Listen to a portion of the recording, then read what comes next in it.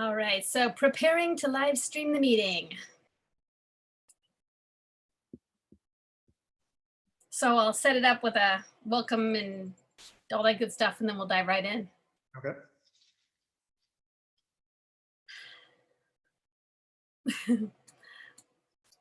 All right, so preparing to live stream the meeting.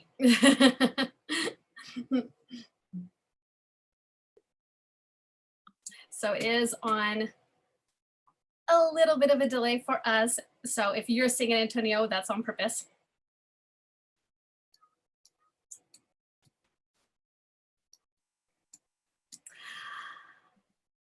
All right, so welcome everyone to our first Conversations with the Pros. We're here with Antonio Morales from The Athletic. And before we go and introduce Antonio, I want to take a moment to welcome everybody who is joining us on this chat. We have students from San Diego City College as well as San Diego State University. And we're very happy to have all of you for our first conversation with a topic and on a topic that is near and dear to my heart. Antonio knows all about it, and that's sports journalism. And so we're going to talk about the industry. We're going to talk about what's happening in the digital space. We're also going to discuss some of your questions. Many of you sent questions in advance. Thank you so much for doing that. And we want to really be able to, connect you to Antonio and his story and what he's been through to hopefully help all of you in your story as well. So first, I do want to say that this is presented by City College News Network, and that is the umbrella organization of the City Times, Legend Magazine, News Scene, which is our TV broadcast, and SDS Radio. And check us out. We're all online, producing great content as we have stay-at-home orders, continuing to keep us all remote. And so with that, I want to invite all of you, if you didn't submit a question in advance, please feel free to add it to the chat. It should be right there.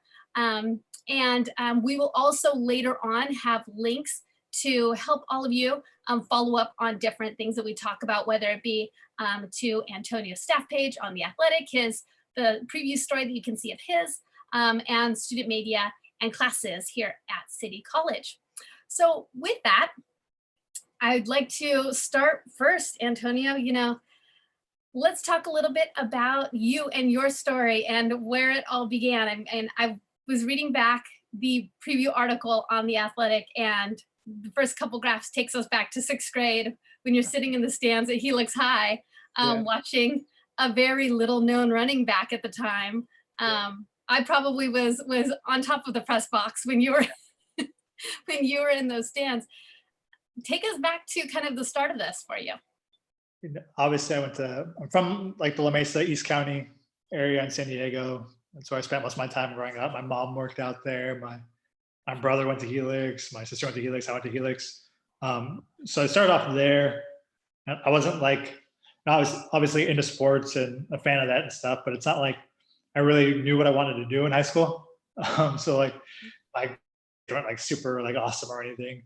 It's like what most junior college kids go through. Maybe they don't take academics that seriously like in high school, and it takes them a little bit longer to mature or something. And that was kind of me when I was 17, 16 years old. And so I went to Grossmont College, and it was about after a year there, I figured out I wanted to be in the media. And obviously sports is what I knew. And that's kind of, just put 2 and 2 together. And I was getting good grades in English and stuff and writing. So I kind of wanted to pursue that. And I went to Grossmont for 3 years. And my 3rd year, I was writing for the student newspaper a little bit. It wasn't sports, it was just news. I don't think I really started writing on a regular basis until 2011. So, you see some people, you meet some people in this industry who've been writing for 30 years or something. And it's I'm still relatively new. I've only been doing it for 9 years or so. And a lot's changed. You've seen it, Nicole, in the industry since. And a lot's changed in my life in terms of kind of what I've been doing and where I've been and all that stuff. But that's kind of where it starts, Grossmont, and then going to San Diego State is kind of where it really picked up in terms of focusing on it more and more. So talk a little about the challenges, because while there have been things that have worked out really well, there have also been challenges that you've had to overcome. There had to have been points where you're looking around saying, this is hard, too much, impossible. Insert all of those words here. Talk me through kind of those challenges that you've had to overcome, because with, two steps forward, there's always going to be setbacks. Yeah, no, exactly. And, Nicole helped me get into Sports Journalism Institute when I was a senior at San Diego State. She was a big part in that. But I think, and that's a pretty prestigious internship. If you guys don't know, it's the, the minority, they take 10 to 12 minorities a year, basically, minorities or women a year, and give them internships across the country. And Nicole helped me get into that. Nicole's an alum too, and she wrote my letter of rec for me, and that was like my first kind of big real like break, was getting that and going to MLB.com for a summer. And when you get that, you're like, okay, like you're probably one of the, you think you're one of the better like kind of student journalists in the country if you get that, because it's a really prestigious internship. But I came back home after that summer internship was over. I didn't have a job, so you kind of feel underemployed. And I think that when you're finishing school, like a lot of kids are around this time right now, that's kind of like a wake up call, and you have to kind of figure out what you want to do and how you want to go about approaching it and stuff. I remember I had a tutor at Helix for a semester while I was freelancing for the OC Register on Friday nights covering high school football games. And so I would get out of Helix at like 2:55, leave there around 3:10, and like drive up straight to like South Orange County, because the Register had me freelancing high school games over there. We had a deal to where like they kept me in South Orange County because it was closer to San Diego. So I had to do that every Friday night. And I did well enough over those 4 months of the high school football season, like deadline writing and stringing, that they hired me full time. And the reason I did that was because the year before my senior year at San Diego State, when Orange County teams were playing in San Diego, I'd freelance those games too. Nicole helped me with that, get that as well. And so that was just kind of like, how bad do I really want to do it? And that meant driving to Orange County Friday afternoon in traffic, and that meant writing the games from your car and then driving back home on Friday night. You didn't get home till 12 at night. But that was one instance where I remember I was like, damn, I feel like I'm really underemployed right now. And you're getting rejections from everybody. Like places that wouldn't reject me now were rejecting me plenty back then. And you just kind of have to deal with it, because everybody's gonna get rejected. It's gonna happen to 99.9% of the people in the industry. And so that was one instance. And I remember in 2014 when I was working for the Register, and then I was busting my ass like the whole spring high school season when I was covering high schools. They had me like covering like 3 sports. Had me covering track, boys and girls track, boys and girls lacrosse, and high school baseball. So I was at an event like 4 out of the 7 days of the week, and it was just exhausting. And I was kind of carrying my high school section, and then there's like layoffs in September, and that's when I got caught up in those layoffs. It was like the 3rd round of layoffs that year at the Register, and that's when that kind of taught me like it doesn't matter what you do, like those layoffs come for everybody. No matter, like I thought like I was gonna be safe because I wasn't making that much money and I was doing a lot of work, but it didn't really matter. And so like things aren't going to go your way in this industry, and it's pretty much going to happen every day. Everybody's day kind of comes, and I'm not naive to think it can't happen again. Who knows what will happen with the pandemic and the athletic and stuff like that. Right. But there's gonna be days where things aren't going to go your way, and you're just gonna kind of have to figure out what you want to do after that. And I know after I got laid off the Register, I did part-time stuff for the Daily Breeze for a few months before I got another full-time job. And obviously that hurt my bank account. But I still wanted to write at that time. There's still a lot of stuff I wanted to prove. So, that's what I did. And then it led me out to different parts of the country after that. Mm-hmm. Well, and that's 2 things. So first, let's talk about relationships, because that was a word that I heard you indirectly mention quite a few times. Relationships, whether it be You know, and full disclosure, yes, Antonio and I know each other from our time at San Diego State, when I was internship coordinator and he was one of the students coming through the program. And so we did have an opportunity to work very closely together, as I did with a lot of San Diego State students. But a lot of students go through school not getting to know a professor, not getting to know an advisor, not reaching out for help. And I think for every student who came in, like you, who sat down and said, okay, what's the plan? And we would map it out. And then you'd come in again and we'd map it out again. And then we'd map it out and it would look different from last week or last month or last year. But that was a constant conversation you were having with multiple people around you. There's just as many students and maybe more who come to me and say, I don't ask for help, or I don't want to rely on somebody. I don't want to have to, you know, they don't want to have to be in that situation. What's your advice to students who maybe are hesitant to either seek out a mentorship, seek out advising, network, even just, you know, put themselves out there a little bit, make themselves, you know, open themselves up to that? I think a lot of this industry comes down to, and a lot of kind of going through junior college and college too, is using all your available resources. And I know, like, not even related to relationships. It's like a big part of junior college for me was like finding the resources to get like FAFSA and stuff like that. Like a lot of people just didn't go out of the way. And I remember like back then it was like you got the Pell Grant waiver and that, you know, put all your units for like $1 a semester. But it's not something that's like really advertised. It's, you know, using your resources, and, you know, people are there to be resources for you and they're willing to help. Nicole was really willing to help me when I was younger, and, you know, when I was a student. And, you know, there's other students can be resources too. Like there's going to be students like Nicole and I, we know Amanda Guerrero, and Amanda Guerrero was one of the best copy editors I've ever worked with. And so when I was in class, like my stuff wasn't clean when I was younger. It was, you know, kind of messy at times. And Nicole has stories about that. But my copy wasn't the cleanest. And I knew Amanda was the best copy editor in the class. So like, every time I did a story, like we had to do these assignments, I always partnered up with Amanda because I knew Amanda was, you know, the best editor, and she'd help me kind of clean it up before I turn it in. And that was obviously a relationship that lasted a while. And you know, for Amanda, like when I went to the Register, and she was looking for a job after her internship, like I recommended her, and they hired her at the Register to be a copy editor. And she's in Orange County now, like still living out there and working out there. So that's a relationship that helped her too.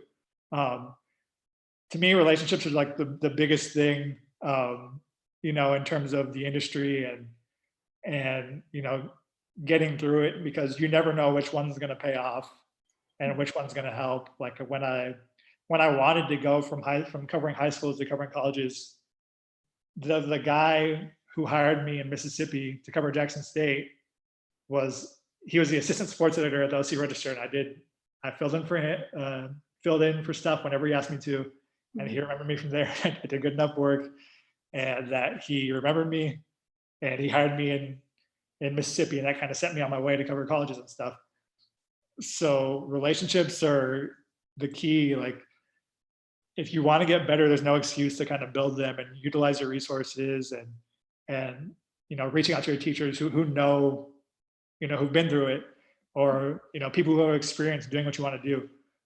So to me, relationships are just really, really, really key. And I don't like to like not check in with people that I knew from years ago and stuff. I know some people might think it takes a lot of work, but it really doesn't, just to check in on, you know, people and see how they're doing and kind of keep up with what everybody's doing. Because even when you get into the field, relationships are going to be the most important thing. If I was, you know, if I'm competing against you on the same beat and you barely met Nicole, and I've known Nicole for 10 years, who's she going to tell stuff to, me or you? And so relationships are just really, really, really, really key. Now, another really interesting part of your story, a part that it exhibits a bravery that I've always admired you for, and that I didn't have as an aspiring journalist. And it was simply the act of moving away from your comfort zone. In your case, you spent your entire life in a little geographical area of, that area of that part of East County. And not even a lot of East County. I mean, you were literally like a little tiny strip, Yeah. north, south, and then you eased away a little bit west to San Diego State. But really, your world was super locked into that Helix, Grossmont, San Diego State area. And then you were open to Orange County. You were open to Mississippi. Where does that mindset, what builds that bravery in you to be able to make a decision like that? Because that's a very difficult decision for any student, any young person who, Southern California is hard to leave. It's very hard to leave. And especially when you come from a tight-knit community, you're, maybe a very tight family background. Culturally, it's not very accepted to leave the nest like that. Talk a little bit about location and moving. Well, there's not a lot of jobs in journalism to begin with. You and I both know I was very lucky to land the Register after college, because not everybody starts in Southern California. A lot of people aren't going to start their careers in Southern California. I know it's a very attractive place, and we've talked about it before, like when we've talked about me coming back, and it's like, it's going to be, we always said it was going to be hard because nobody ever leaves. And so when people get here, they don't leave. And, to me, it was like, if you're going to do this, and you kind of have to go where the money's going to be, basically, because you're going to have bills to pay, and you have to support yourself. And I always wanted to cover college football, and I knew Mississippi was kind of the hotbed for it. I knew, even though I covered Jackson State, and that was my first job in Mississippi, I knew if I did well, I would get one of the SEC jobs. And so I knew if I did well somewhere else, and I think when I was in Orange County, another reason why I wanted to leave was, or when I was in Southern California, was because I felt like those people were always going to look at me like, you're the high school guy. You're the reporter covering high school sports. You're always going to be the high school sports reporter. So sometimes you're going to have to leave to have them view you in a different light. When I covered Ole Miss, the Register, they were like, somebody from there, like one of the editors from there reached out to me and like, hey, we're looking at you. Like, they brought up your name for the Lakers and Ducks openings. This was like 2 years ago. And they wouldn't have viewed me like that if I stayed there covering high school sports. I did really well covering Ole Miss and Jackson State. And that kind of got my name out there, got me a lot of exposure. And those same guys just looked at me differently. I was older and I was more experienced. And that's just something you might not be able to get at home. So that was kind of another reason why I wanted to venture out too. And even right now, I know, like, I'm in Southern California and I'm closer to home, but it's not like, I'm super tied down to like staying here.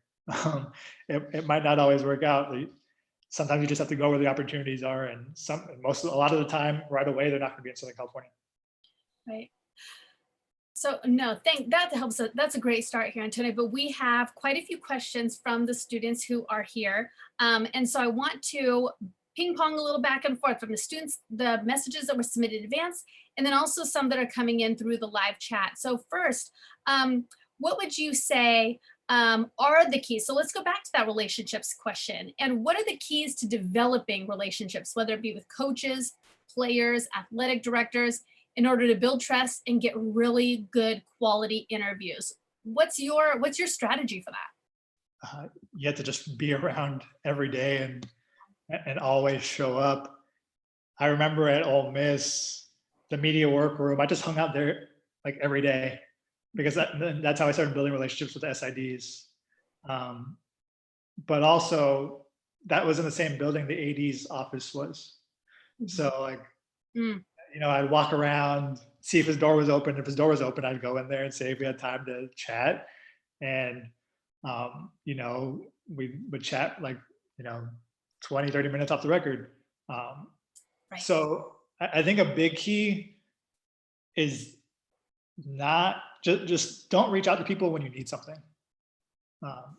Chat with them like when you don't need anything, because when it's you just reaching out to them only when you need something, or you need them like confirm something or something like that, it annoys them and it bugs them. So like my big thing at Ole Miss was calling the AD once or twice a week to talk about nothing. I had nothing to ask him, but just chat with him. And that even goes for the number twos in the department. Yes. Because obviously, if the AD leaves, those people might step in right away, or you don't know where they're going to end up. So at Ole Miss, I would go to lunch with the number twos, the deputy ADs over there, the senior associate administrators, and try to get lunch with those people. I think with the coaches I cover, sometimes they're open to it, sometimes they're not, but I try to get lunch with them, every coach I cover, because I don't want to be the guy that they just see every day with the microphone in their face, like sticking your phone up to their face. And that's all they know you as. Like you want to show them like you're a person, and you want them to see you think they're a person too. They're more than just a coach. They have a family, they have children. So, and try to find some common ground with them, so you can talk to them about stuff that's not always what you're trying to talk to them about. So those are kind of the main things that pop up off the top of my head. But I know, especially when you guys are new starting on a beat, that's like the best reason to ask people to lunch, because you can just tell them like, hey, I don't know much around here, I haven't met many people, I'd like to get to meet you, and like I haven't met many people yet, so can we go to lunch and stuff like that. And that's honestly the easiest way to kind of get in there and build those relationships. So this wasn't asked by the students, but I'll ask. Company policy on who pays. You go out to lunch with a coach or an AD. How does that work? Sometimes they paid. I remember like I went to a lunch with Ole Miss's coach one time, and his salary just got like, he was an offensive line coach. He moved from offensive line coach to head coach. So like everybody knew he was making like $3 million. and he was like, and he just like grabbed the check. I was like, I'll pay. And then he just like, no, I'll pay. Like, don't worry. So sometimes they pay, but like I've never been like strict on like, I'll pay when, I'll try to pay, but if they're going to pay, whatever, like it's been okay. Yeah, because that can be really challenging for sure. That's always kind of an awkward situation as well. I remember that very vividly. So we had two questions were actually about relationships. So this is something that the students were really concerned about. But here's another one that's really interesting. And because of the dynamic of the markets that you worked in and the positions you've had, what is your best advice for students in regards to going against reporters, editors, colleagues who have more experience when you're entering the business? How do you manage that hierarchy that is very pronounced in some markets, in some communities, whether it be a hierarchy internally or even the competition of a neighboring, another news organization? How do you kind of manage that? It's different depending on the beat. Okay. I know when I got to Ole Miss, the recruiting sites were really entrenched. 247 site they got online like the early 1990s, and the same guy had been there. So like he'd been covering Ole Miss as long as I'd been alive at that point. So and he knew every coach, and like everyone was friendly with him, and he was kind of a homer. So like he was friendly in terms of coverage. I think some coaches would plant questions for him in the press conference and tell him, hey, you give the mic first and you ask this question. Like you'll run into stuff like that.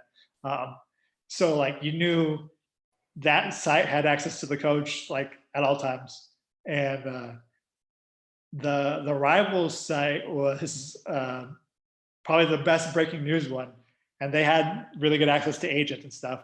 And when I was starting, I was like, I don't know anybody. And like, this is the SEC.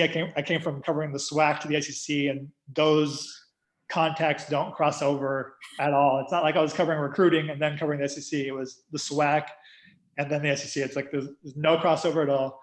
So I didn't know anyone. And you see like, okay, maybe the 247 site didn't write that well. Like the writing wasn't great. And the Rivals site was focused on breaking news a lot. You're like, okay, and they didn't do much in terms of writing either.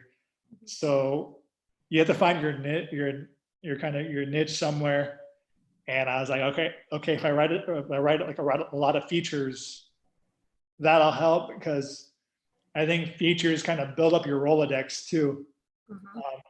And if you keep talking to those people and building those relationships outside of those features, that's going to lead to more breaking news opportunities too. Uh, so that's what I did. And that's probably my advice to a lot of young reporters, or a lot of people who are just starting new on beats, especially against people who are in sites that are entrenched, write those features, Hmm. because that's going to build up your contact list. And you depend on those contacts. It's going to take some time, and you're probably going to get your ass kicked on a bunch of stories, in your first year, and nobody's going to want to talk to you at first. But you got to get to know them, and any excuse you have to contact them, and stuff like that is a big deal. And here at USC, obviously the LA Times is a huge institution in Los Angeles, and they're going to get stuff from USC. There's nothing you could really do about it. It doesn't say anything about you as a reporter, but like, you just sometimes they're gonna eat first, and there's nothing you can really do. But it's almost the same thing, to where it's gonna take some time, but you're gonna build up those relationships. I think I've done a good job of building up the relationships with the coaches and some administrators here, and it's the second season's kind of when it really helps. The first season's just trial and error, and kind of keeping your head above water, and you're still learning everything. But that second season's kind of where it starts to pay off, and you start to see yourself kind of making a dent in coverage and stuff. Because, for me, a lot of people right now, I write about recruiting a lot, just because I think it's like a not underserved area, but the newspapers aren't going to write about it extensively. Mhm. And the recruiting sites are only going to do it from like a day to day. This kid visited, how was his visit?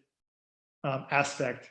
So to me, like at USC, I'm just basically like, there's this whole world where you can try to write about recruiting in a smart way, in a creative way. Like, I know one of the stories that did really well for me recently was, as soon as like COVID shut everything down, I talked to one of the top uncommitted quarterbacks out here in Southern California about what are your plans now, and like, what's it like being one of the top prospects in California amid COVID-19, when you're planning to go on visits and stuff like that.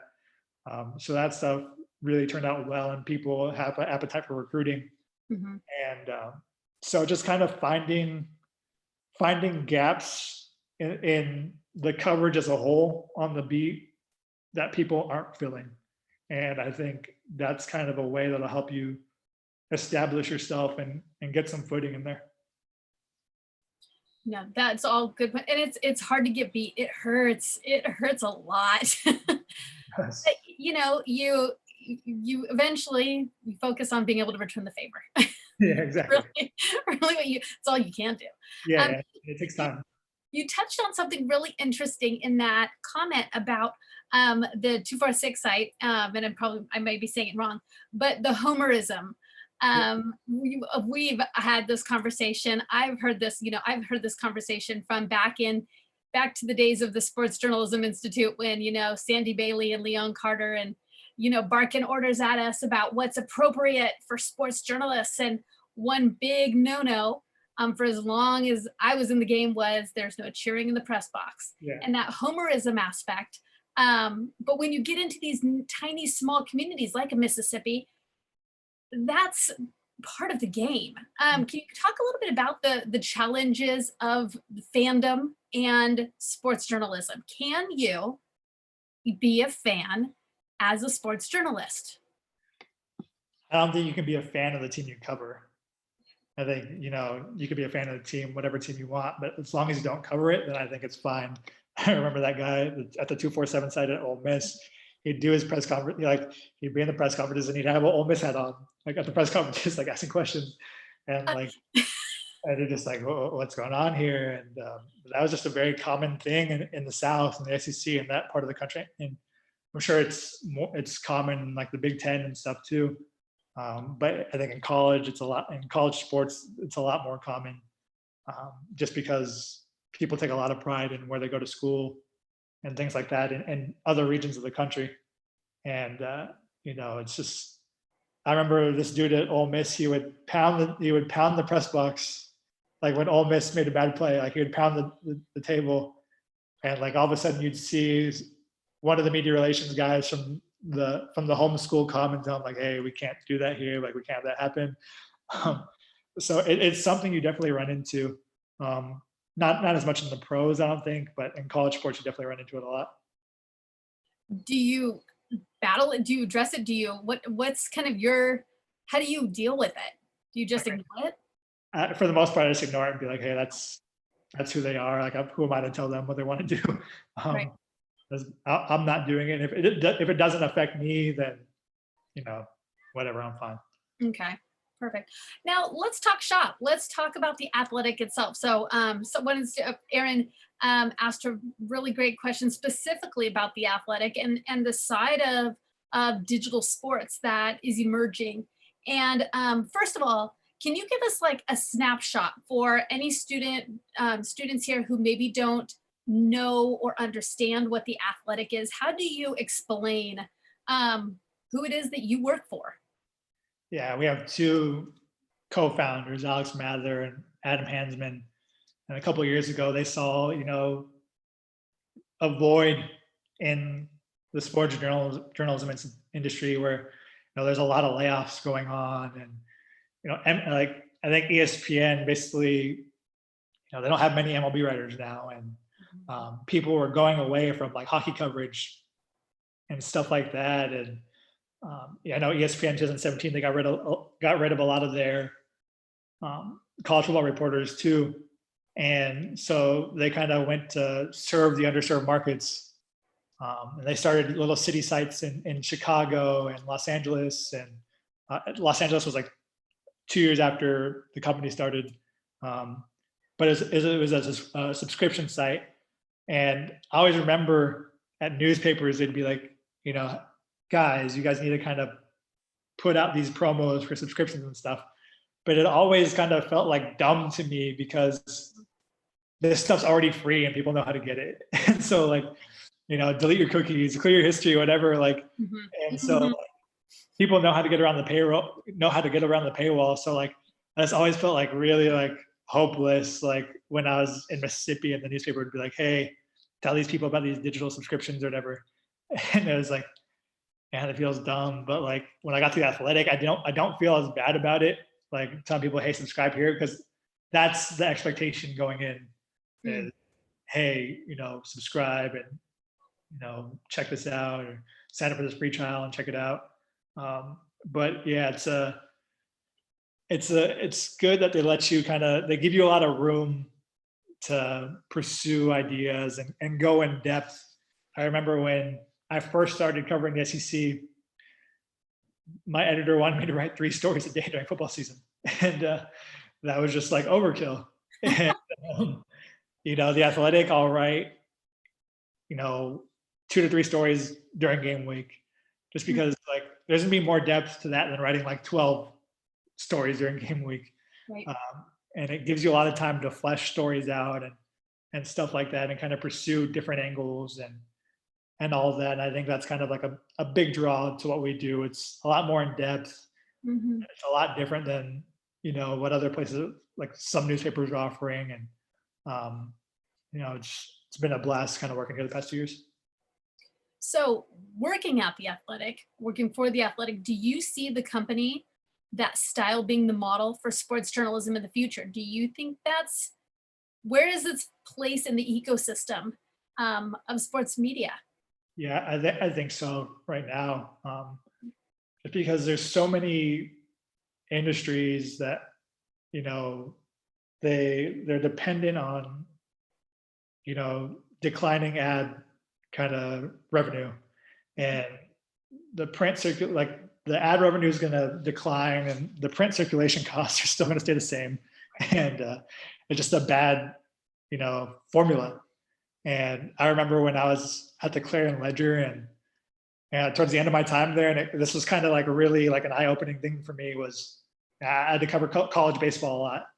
And I think our deadlines for it was like a Saturday and the deadline was like 7. And I was like, this game just ended like 5 minutes ago, and I have like my editor yelling at me because I didn't send in a brief, and it's like 6:55, and it's like you're not going to go anywhere with the deadline at like 7 p.m. and like what's your story going to be and all that stuff. So that was kind of a real like eye-opening thing for me. And I'd already accepted my offer at the Athletic by the time that those deadlines got earlier and earlier in the day. I know the deadlines got earlier even after I left. It was turning into like 5 or 6 p.m. Like the reporters to turn their stories in. And the Athletic, you don't have to worry about the deadlines. They obviously want your stuff in a timely manner, but I think it's just been a really smart way, and I think they're digitally savvy. There's no ads on the screen, so it's a good user experience. And I think that was a thing that newspapers struggled with, is when you go on a site and you have the ad that just takes over your whole screen before you can read the story. It's kind of annoying, and the user experience, the pop-up videos and all that stuff wasn't very friendly. And I think that's kind of an area where the Athletic really shined and where they excelled. So when you're looking at, a day in the life of an athletic reporter, what's kind of the timeline? What are you said, 2 or 3 stories on a game week. How quickly do you have to turn around a story in order, what's kind of the deadline feel? Is there the deadline feel the pressure that you felt covering college football, covering preps? Not necessarily, but for me, these USC games start at 7:30, and so I'm working till 3 a.m. The feel I get is I just want to get this done and over with, and not worry about it. But you want it in a timely manner, and I think a lot of that goes to Sunday. I think Sundays, for me, Sunday is the most important day of the week because you're setting up what you need to do for the rest of the week to get all that stuff done. It's all about planning ahead and kind of, budgeting right and knowing who you need to talk to and which high school coach you need to reach out to during the week, and because Sunday kind of sets the tone, and then Monday's the day where you need to reach out to all those people for your stories for Thursday or Wednesday and stuff. I don't like publishing on Fridays because I think Fridays are one of the worst traffic days that you could have, because before the pandemic and stuff, people were always leaving work early, so they're not reading on Fridays. Right. That was the thing for me, is I never wanted to run anything big on a Friday afternoon. Just like I don't want to write anything big on a Sunday afternoon, even though traditionally you grow up and you read the Sunday story in the newspaper. To me, it was no, I'd rather run it on a Wednesday or Thursday, because that's when it's going to get more eyeballs, because nobody's going to be reading on a Sunday either. And so it's all about planning during the week, and getting that stuff. And USC, we were able to watch practices on Tuesday and Wednesday, so it's talking to parents in the afternoon those days and getting the players you need or the coaches, and then kind of setting everything up for the rest of the week. You mentioned some really interesting things about Fridays, and again, let's talk pre-pandemic, then we'll come over to pandemic. Pre-pandemic, Fridays stunk, Sunday afternoons stunk. Talk to me a little bit about the analytics, because of course, when as eyeballs start counting toward how decisions are made in publications, whether they be print or digital, organizations are paying attention to when the high traffic periods are. And we used to always see that with Monday morning was always so much better than Sunday. You always had your lunchtime pop, you just got into work, and then right before they leave, and then at 9 o'clock at night, check in one more time once the kids go to bed kind of mentality. What are you learning as far as the behaviors of your readers, and how, and is that changing? And you kind of said, yes, it is. It does drive a little bit of what you do. Is that a company policy, or is that you internally making those decisions? Well, at the Athletic, we have this thing to where basically you don't want to, if it's a story, if it's not a breaking story or a reaction story, you want to get it published by 9 a.m. your time. Right. And there was a story that I liked that I wrote last week, and we published it 8:50 something. And it didn't do as well. And I was this is why I don't want to publish later. If and that's probably my fault, because I turned it in late. the night before. But if I have my choice, I want it published by like 6 or 7 a.m. Interesting. Because I feel like people are going to be less apt to read it or subscribe, and you might miss that early morning window if you don't get it out by like 8 or 9 a.m. Mm. So most of my, not a ton of my stuff right now is breaking news anyway. So it's a good time to kind of work on the story 2 days ahead of time and get it to your editor and set that up so it could be published early in the morning at that time. When I was in newspapers and we had Chartbeat and all that stuff to kind of give us the analytics, Friday, like I said, it was always a bad day that nobody was really reading. So I learned over time, unless you're going to publish really early in the morning on Friday, just don't do anything meaningful on Friday. I think the only time I did something that did really well on a Friday was it was the interim coach's first game, and I talked to his family and about what their feelings were going to be like that first game. But we published that really early in the morning, and it did well. But Sundays I never really liked publishing stuff on that day anyway, just because I feel there's gonna be more people at work at their desks and stuff on Wednesday or Thursday afternoon. Mm-hmm. And it would get more eyeballs then. Excellent. Now, another thing too, when you're preparing for games, when you're getting set up, what are the steps that you're doing? Because like you said, it's not necessarily as people are going to know the score of the game before they read your stuff. They're not coming to you necessarily for that, or I assume. Correct me if I'm wrong, but that's that gives you a unique opportunity to not really be in as much of a hurry. But the preparation though still is very, very important before a game. Can you talk a little bit about how do you prepare yourself before a game? I always talk to my editor like the day of or the day before about like what the big picture angles are going to be coming out of this game, win or lose, and kind of mentally prepare myself for that between then and the game.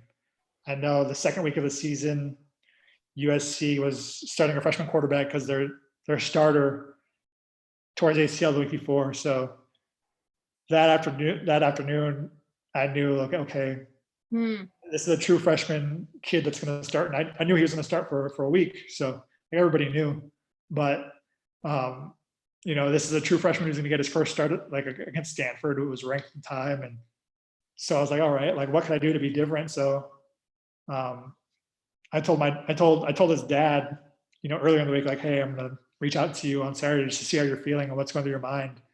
And so like, that's what I led my story with when the game was over. Like, what did the dad tell the son before the game, before he's making his first start, in front of thousands of people on ESPN and stuff like that. So just like thinking about little stuff that you might be able to use throughout the week. I know some people like sitting with parents during the game to kind of see what their reactions are if they can, or just being around them and checking in with them in college sports, just to kind of get a different angle or a different view on how things go on game days and things like that. Interesting. No, the parent angle, the high school coach angle, Yeah. even college athletes have groupies. Yeah, no, for sure, definitely. They have a group of people who follow them very rapidly. Well, and speaking of them, when you publish a story about a true freshman quarterback who's going to do that, obviously there's so much of a push. Yes, there's the organic nature of people just deciding to sit at their desk at work and say, okay, I'm going to click on The Athletic and check on what's being said about my favorite team. But how does social media, how does marketing yourself play into your job? How much of your job is involved in the marketing aspect of your stories versus the writing?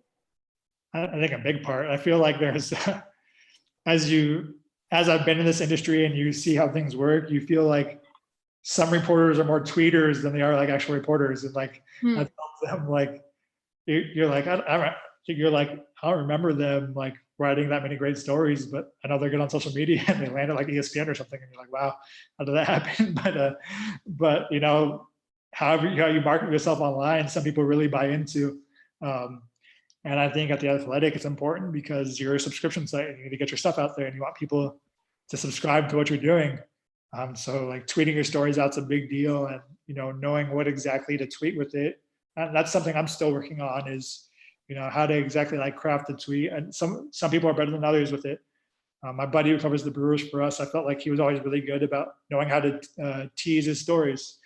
Um, I don't think I'm that great at it. I still need to get better at it, but some writers are really good at it, and that's an incentive to get people to read and people to subscribe. But it's a very big thing for us, just because we're so subscription based, and social media is where a lot of people see you. So you need to get that story out there. So I'm pretty shameless in terms of like the number of times I share. I know when I was at newspapers, I used to like be cognizant of it, like maybe once or twice. Now I do it like 3 or 4 times, and I don't really care because I need people to subscribe to this. Right. How about cross training? The skills, that one thing that you've always been great about is dabbling in other forms of media related to obviously what you're doing. So you were always, back in the old days of like when we were doing some of the early live video types of the pops on the sidelines, even doing radio shows, doing TV commentary. How does your job lend itself to that? Do you get an opportunity to use those muscles, whether it be audio, podcasts, radio, TV side of things? Yeah, I know in Mississippi, I did it a lot. We had our own podcast in Mississippi. Me and the Mississippi State beat writer. Mhm. I think one of the good things about Mississippi was like it's so small, and at the Clarion Ledger, it was the statewide paper, so you were the guy, and there's no pro teams, so you're on the Mets or Yankees basically, in Mississippi.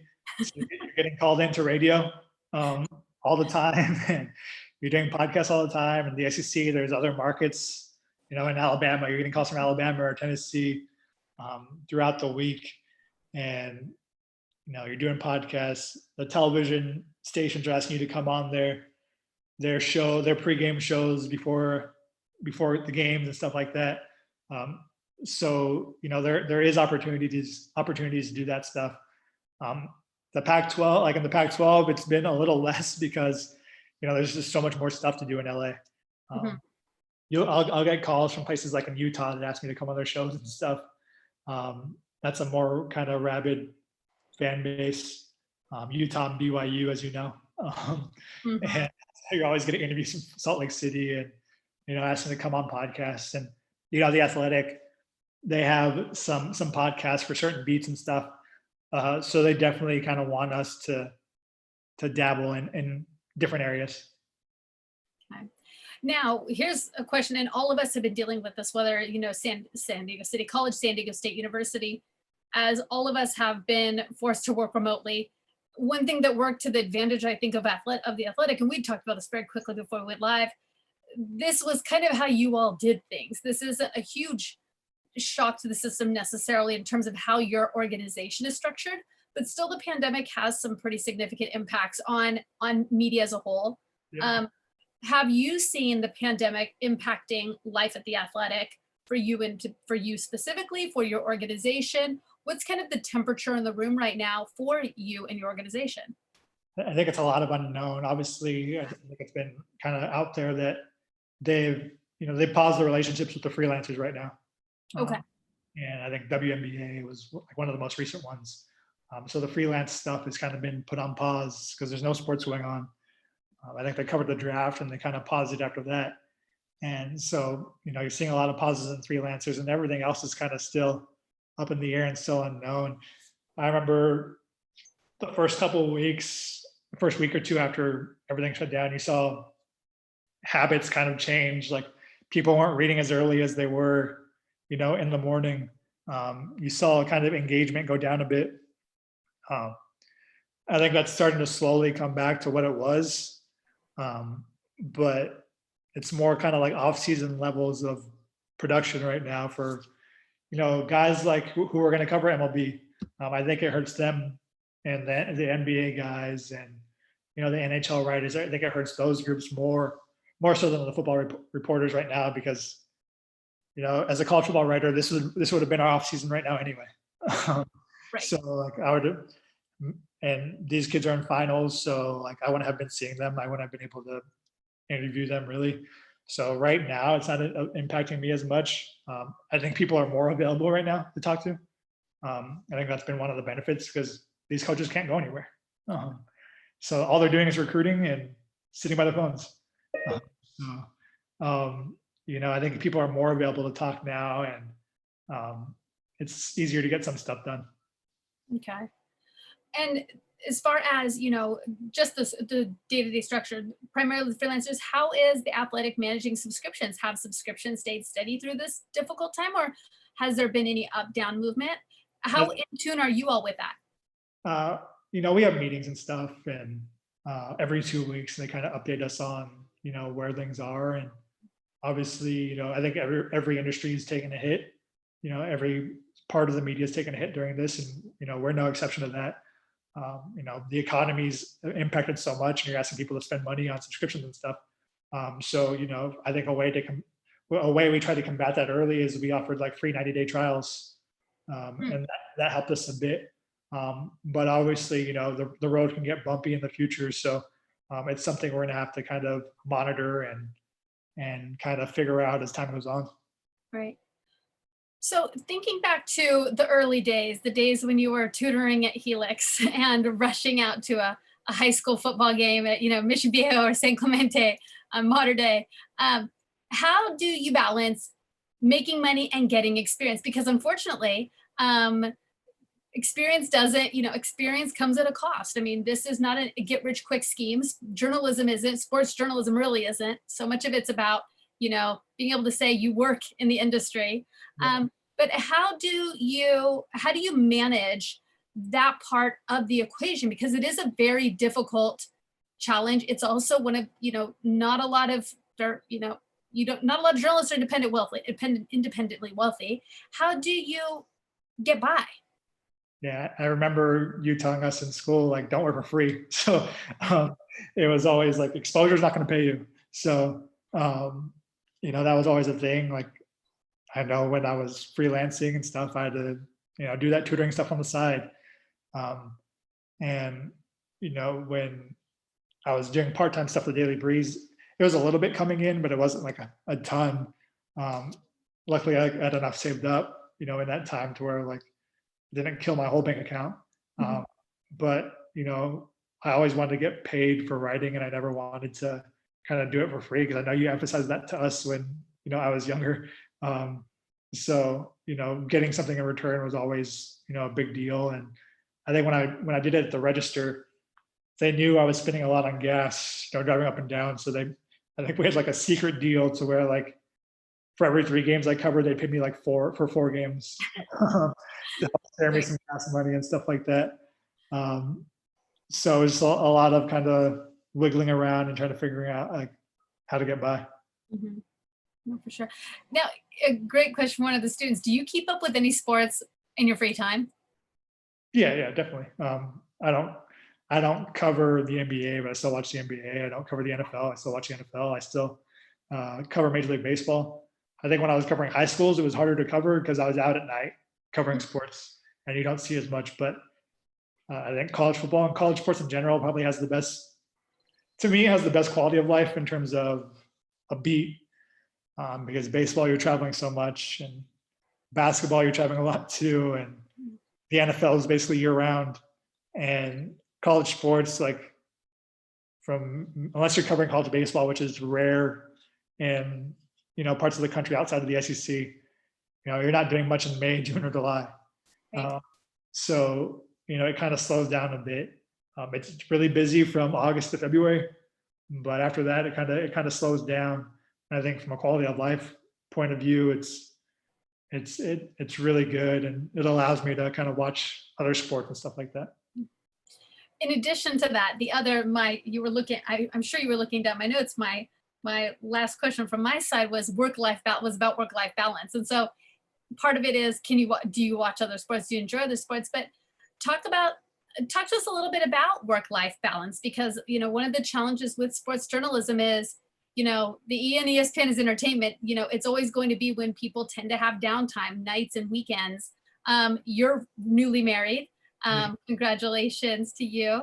And we texted about this, snuck it in right before stay-at-home orders kicked in. So had y'all planned that a month later, woo, that would have been a totally different experience, I know. But how is it now having a family, having a life outside of your career? Can you have a life outside of your career? Yeah, but it's tough. You have to figure out like the certain time. You have to manage your time well. I Mhm. know it always bothered my wife when, you know, back when she was my girlfriend, I just started covering Ole Miss, and like I didn't know what I was doing, and so like I didn't know like how the weeks were structured because it was my first year on the beat, Mhm. and she would get frustrated about like how much time I was spending at work and stuff like that, and I just told her like, look, like I don't know what I'm doing right now, so um, like you're gonna have to bear with me this season because I don't know how things go, and the second season, like I knew what the structure was. So like I knew Fridays are really time to like spend with your wife and spend with your significant other and stuff like that. Because nothing's going on Fridays. The teams are at their team hotel or they're traveling. So Friday was always a good day for me to kind of, spend some time with my wife and do whatever we wanted. And um, I think Thursdays were too because we didn't have any interviews scheduled on Thursdays at the Ole Miss beat. We do at USC, so it's a little bit different.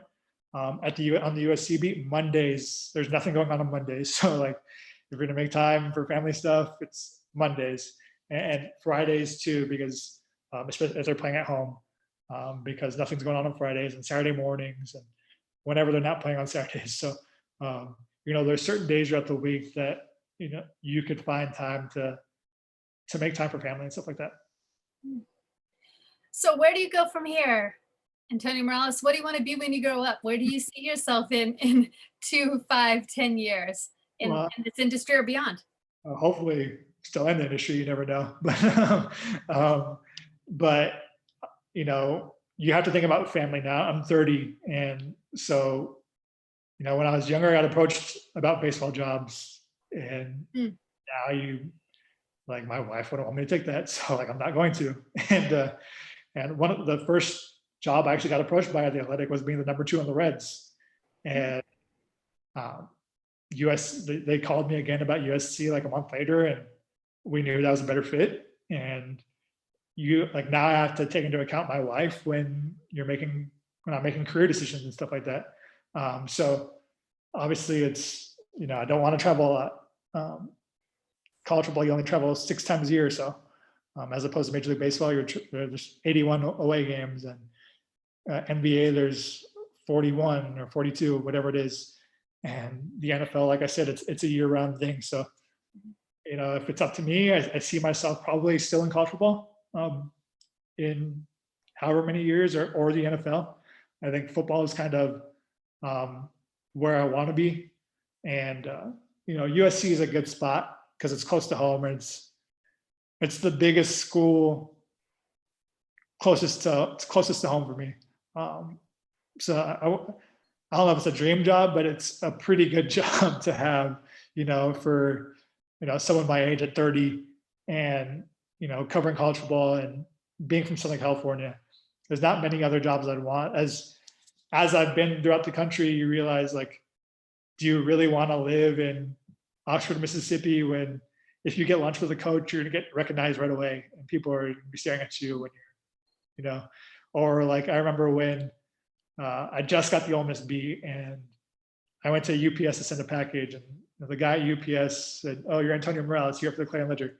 And it's like, in Oxford, Mississippi, that happens. Like in Los Angeles, it doesn't. Like nobody knows who the hell I am out here, so like, it's fine. And like in those southern college towns, like you're gonna get recognized, and people are gonna know who you are, and like your privacy is not the same. And and so like that's most of the times in the ACC. I like the SEC just because there's more passion there and stuff like that. But all those towns are small except Nashville and Vanderbilt. And so like it's like, do you want to? It's what do you want to sacrifice, basically? In the Pac-12, there's not as much interest in college football as there is in the SEC, and the Big Ten, it's really cold. So like, there's a lot of things you kind of need to balance and think about when, you kind of decide where you want to go and what you want to do. Right. No, for sure. So we're nearing the end of our time. Can you sum it all up? Your best advice for, these students, whether they're wrapping up their 4-year degree, they're wrapping up a 2-year degree, they're, thinking about first internships, first jobs. You can kind of sum up your best advice to them. What is it? There's a lot that goes into it. I think obviously know that not everything is going to be easy. In this industry, there's going to be ups, there's going to be downs. It's really going to depend on how bad you really want it, basically. I know like I said, when I got laid off, there was still a lot of stuff I wanted to prove. So I didn't want to, that I think I've proven now, that I didn't want to kind of give up the opportunity to chase at that time. And, relationships, like I said earlier, relationships are key. And when you're at a job, I think I got a lot of respect from my editors because I didn't turn down assignments. I just didn't feel like when I was young was really my place to, just do what they told me. And I think a big thing for me was causing the least amount of problems for the most amount of people, and not being a pain in the ass, and nothing's owed to you. So just kind of remember that, and you'll be fine. Perfect. Well, thank you, Antonio, so much for joining us and for being a part of this chat for the students. I know it really helps them a lot. It matters a ton to them that you were able to take the time from your schedule. And I know it's technically the off season, but still, it really is wonderful that you're willing to give back to the students of both these programs. So thank you so much for that. And thank you to all of you students for joining us. And the video of this chat will be available on YouTube. For those of you who RSVP'd, we will be sharing that with you by email. For anyone else, SD City Times on YouTube is where you'll be able to find it and check it out and check in with Antonio. Please follow him. Antonio, your Twitter handle, what do we got? Just at Antonio, C as in cat, and then Morales, Morales. Perfect. And check him out on The Athletic, follow him on Twitter, share it, make him look good. make his job easier as much as you can. But thank you to all of you for joining us. We really appreciate it. And we'll have another one of these soon. Take care.